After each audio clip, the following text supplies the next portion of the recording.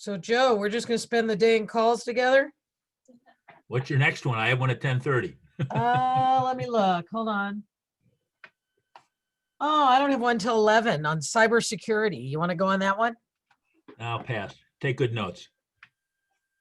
That book report from that friend Amos Square on the enablers was unbelievable. Yeah, Yeah, it'll be a great book to read. good.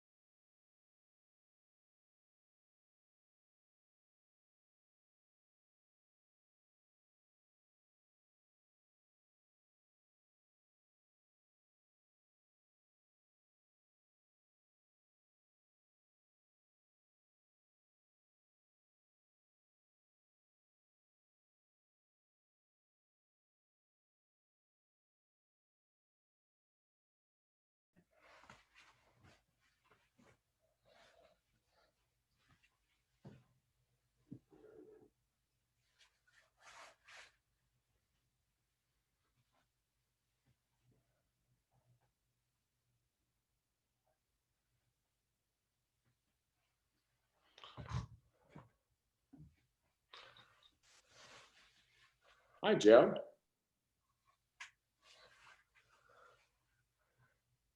Hi, David. Hello, people. Hello. People who are on. It is weird to say hello to the people who aren't on. Just a thought. Trying to be unconventional. They are nothing if not innovative. All right, well, it's 10:02, which makes it time to start our meeting. Got a small but building group here this morning. Good to see everybody. Happy Thursday. Not anything, I don't have anything specific. Didn't know if anybody had any questions for me. Okay, sounds exciting. I'll turn it over to Brian then. That's fine. That's fine. I know we just have. I hadn't heard from anyone about anything that people wanted specifically to talk about or connect around. We had just a couple of things from our end, things happening either through or from Federation. We just wanted to remind or share about. Mindy, if you want to, you and Nikki want to just, yeah.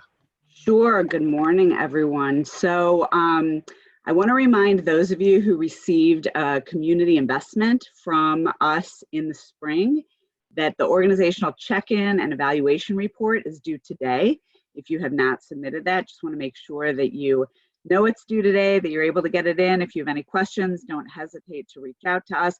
This is information that we really need. It's about how your organization's been impacted, how you've pivoted, how you've changed, and will really help guide our committee in making recommendations for our fall investment process. So just wanted to remind everyone, if you haven't gotten that in, please do today.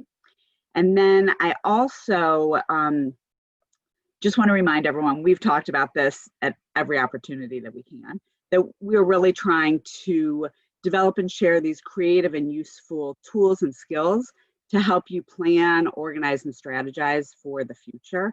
So many of you participated in the change management seminar with Nanette Fridman. We really saw that as the kickoff to this. So many of you have signed up for the real-time coaching with Nanette. So thank you for that. If you haven't done that yet and are still interested, I think the online may have closed, but just let us know. And many of you have attended and have signed up for the fundraising recalibration series the Federation is putting on with United Way and Missouri Foundation for Health. And we're really excited to also offer some in-depth hands-on scenario planning. So Nikki's going to talk a little about that. And we really hope that you all consider participating. Good morning, everybody. Will I be able to share my screen? Can somebody give me permission? Thanks.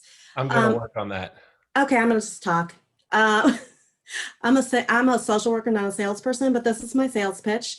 So I feel like I have a good audience because I know a lot of you I've already talked to about scenario planning and are already interested. So I'm not going to call out those of you on the call who haven't talked to me about it yet, but there's just a few of you. So I won't go too long because I know, like I said, most of you are already on board. And if you're not as excited as I am, you will be soon, I hope. Okay, I can share my screen now. So our, oh, go ahead, share. That's not what I wanted to share. Can you, oh yeah, can you see the COVID planning? Okay, great. So just a little bit of more details than I've had when I've talked to some of you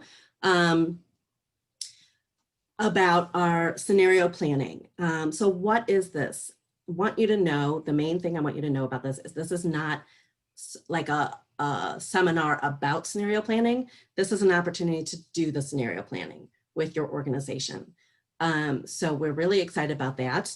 Why are we doing this? I think Mindy indicated a little bit, but when we did our needs assessment, we were hearing from a lot of organizations that they were expecting smaller budgets in 2021. And I think that offers us a really unique opportunity to be able to sit here at the end of the summer and say, we see what's coming. It might not have impacted us in every way yet, but it gives us an opportunity to plan for the future. So this is not about scenario planning to get your doors open for Rosh Hashanah or to start school. That's happening now. We're really talking about looking a little bit further out.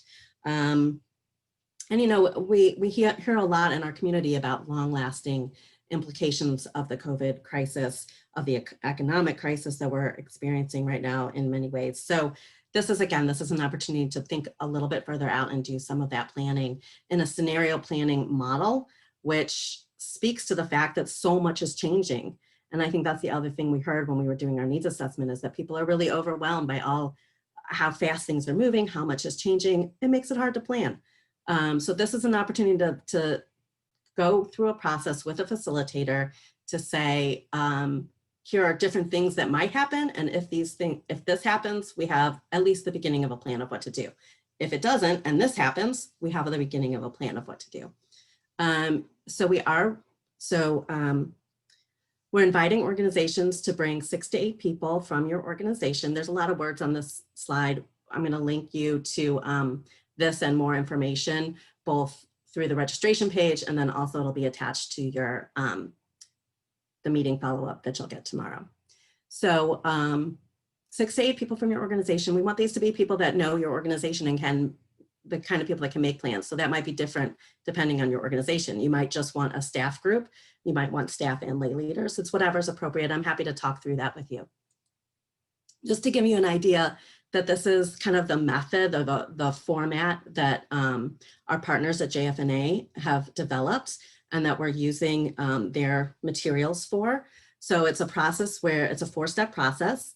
And the first thing is looking at your organization, because it's really important to be reminded of what are our organization's core mission and values, because no matter what happens in the future, which of those realities we're looking at, we always go back to that. They've developed some 4 different scenarios. They call them Manna, Exile, Plagues, and Tribe. And like a lot of scenario planning, there's 2 axes. And the first, or like I should say, the horizontal axis in this scenario situation is around whether or not we can gather, how much social interaction there might be. And then the vertical axis is around financial stability, both household stability and as a society, I guess you'd say. So we look at those in depth and we can adjust them. We can change them to make them applicable to St. Louis, to make them applicable to your organization. And then we look at those, we think about what's most likely, we think about what we want to have happen for our organization in each of those scenarios. And just again, my sales pitch, just to show you that this is interactive. I just popped up here a couple of the worksheets that we might be using to show that it's really hands-on and interactive, and you walk away with these tools. that you can use, either completed or that you can take to more people in your organization if that's the process you'd like to do. And then, of course, the last step is planning next steps and being able to make this really usable and relevant to your organization. I'm gonna stop sharing. And when we do have the dates, and we are hopscotching around the holidays because we wanted to be able to start this as soon as we could. So our first session is on September 14th. Our last session is on November 2nd. And there are 5, so there's 5 sessions. They're from 5 to 7 p.m. The dates will be on the registration link and on the information that I'll send out to you. Yeah, so that was my, I think that was my sales pitch. Are there questions? Or obviously you can always follow up with me after the meeting as well. Anybody have any questions? I wanted to spend a couple more minutes on it because we know that some people may not understand what scenario planning really means at all. And we wanted to make sure that you guys understood not just what it was going to look like, but that it was going to be, at the end, you were going to come out with actionable plans for your specific organization. No, it may take some time and energy if you're going to be a part of it. I think I said this a couple of weeks ago, it may be an opportunity to engage new or different staff or board members who may not be engaged currently. And this might be a great way to do that. So any questions for Nikki or Mindy? Okay, the link went in the chat. And just to say again, if you've talked to me, that's great, but I'm not going to consider that a registration until I see your registration, because we want to be able to communicate directly with your whole team so we can send everybody information. All right. Great. Well, David is with us. And I know that there hasn't been a lot of movement or action necessarily, but you're here, so you may as well say something. There's not a lot of movement. There's not a lot of action. So the one thing that we do know is that the governor, we were one of the first states to request the additional unemployment compensation for folks. It's going to end up being $300 extra a week for people. It's going to be retroactive back to August 1st. It was announced. And they're working on updating the systems. You might recall the administration, the White House decided they were going to do a $400 a week increase for unemployment compensation. That would be $100 from the state, $300 from the feds, kind of a matching program. But the governors all balked and said, hey, we don't have any money. We're not going to do that. The administration relented, and the Treasury put out some guidance that said, well, if the person that's getting unemployment is getting at least $100 a week of state unemployment, that will count toward your contribution, so the net $300. So that's a positive thing. And so we're moving very quickly on that, which is obviously good. You know, again, I wish I was less than a broken record. I mentioned to a couple other people this morning, it appears that the White House, Mark Meadows, is reaching out to the Democrats now to try and get them to the table to have a conversation. And it looks like the Speaker's office will be reciprocating on that right after the convention is over, which is tomorrow or tonight. And so we expect that to begin again. There have been some questions about whether or not day schools will be eligible for funding from either the state or federal government. That's a good question. We don't really have a good answer at this point on that, other than to say, in theory, we believe the Department of Economic Development intends on opening up that second round of statewide grants to include those kinds of institutions. But the thing that we're really watching is if the federal government settles on a revenue replacement package, essentially giving states and local governments complete autonomy on what to spend dollars and not restricting those dollars. My gut is that all states will essentially say, that's great. We're going to hold on to this money for our own internal purposes, make sure we guard against deficit reductions or shortfalls and things like that, which will mean that all these extra pots of money will dry up. So Again, we'll just keep reporting as we know stuff. That's all we can ask. Does anybody have any questions? I see Carney said that some of their teachers got those dollars today, looks like. But does anybody have any questions about anything or anything that you wanted to bring up with David while he's with us? Hopefully there'll be a COVID package report from you at some point in the near future. I hope the same. Yeah. All right. Does anybody on the call have anything that they want to share or talk about? I didn't hear from anyone, and we don't, again, we've always said we're not going to keep people for longer than they need to be on here. I know that we're going to have a report from Brandeis on the community study that was done. When did we talk about doing that, Mindy? Was it after the holidays?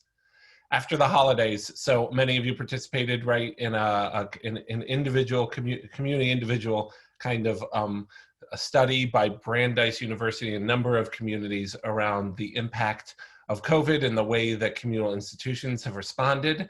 We were one of several communities that participated. They have our information and are collating information nationally in order to be able to compare us and give us some analysis and data about not just how our community responded, but how it compared to other communities. So we're going to have someone from Brandeis. They're willing to do a report to us once. So we, after the holidays, have a specific Thursday date when we have this time set for them to come on and talk about the results of that. And we'll certainly share it with you guys, and you're welcome to invite anybody from your organization to join the call to hear the results and ask questions. We're looking at October 14th or 15th, whatever that Thursday is. We're just trying to confirm it with Brandeis to make sure they're available. Right. And do you know if we'll be sharing the information in advance or, right, like, yes, we will. Great. I was looking at the Leading Edge study survey that they sent out, I think, was it yesterday or, yeah. And I thought it was interesting information, and I was just wondering if we would ever contemplate having a community discussion about some of those findings. We have not contemplated, but now we will. Thank you. No, I think I haven't seen the report yet. But yeah, I think if there's information in there that we could use or that organizations might be able to think about differently, then we should do that. It might be a topic for one of these calls if Brian's open to that, and we can let people know ahead of time that will be the focus. This is everybody's agenda, and if Joan thinks it would be worthwhile, then we should, yeah, absolutely. Okay, Scott, I saw that you put something in the chat. Do you want to just talk for a moment or two about High Holidays and the needs and opportunities that you can that you have and can provide? Sure. So basically what we're looking for is, and we've had a lot of information provided to us already, so we appreciate that, but we just want to make sure that we have a comprehensive list of what everyone is doing for the High Holidays, so that if there are needs in terms of cybersecurity assistance and or physical security assistance for any in-person groups or gatherings that we're going to have, that we can make sure that we provide those services.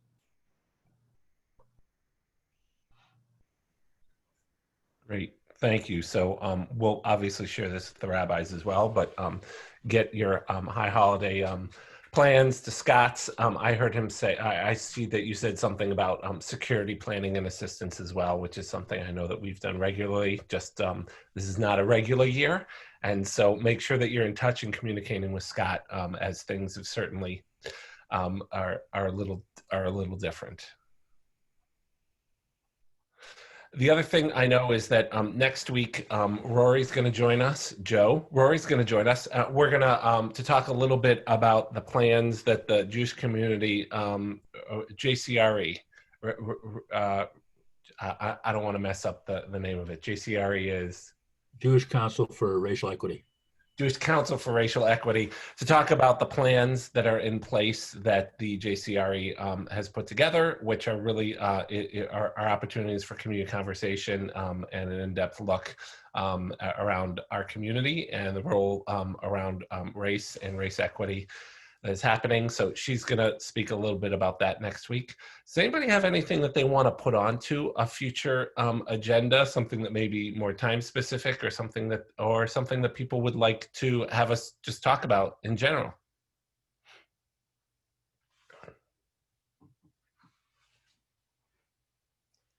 All right, Greg, take it away.